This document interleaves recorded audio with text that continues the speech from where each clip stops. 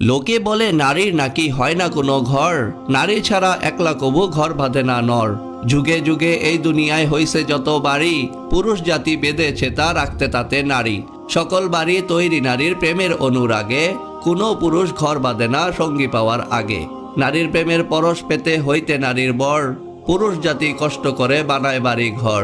পুরুষ জাতি যত বাড়ি বেঁধেছে এই ভবে, সব বেঁধেছে নারীর নিশি সঙ্গী হওয়ার লোভে। নারীর প্রেমের নারীর ছোঁয়ার স্বাদ না এলে মনে, কোনো পুরুষ বাঁধত না ঘর ঘুরত বনে বনে।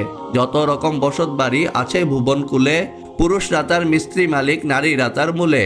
নারী হলো বাড়ির শোভা, নারী বাড়ির প্রাণ, পুরুষরা তার কর্তা মালিক, রক্ষী দারোয়ান। নারীর নাকি হয় না বাড়ি, অমূলক এই দাবি, নারীর হাতেই থাকে রে ভাই সকল বাড়ির চাবি। নিজের টাকায় নিজের শ্রমে বান্ধে যে ঘর নরে, নরের চেয়ে নারী তাতে বেশি বিরাজ করে। সাত সকালে পুরুষরা সব ঘর ছেড়ে যায় কাজে, ঘর বাড়ি সব আগলে রাখে নারী বুকের মাঝে।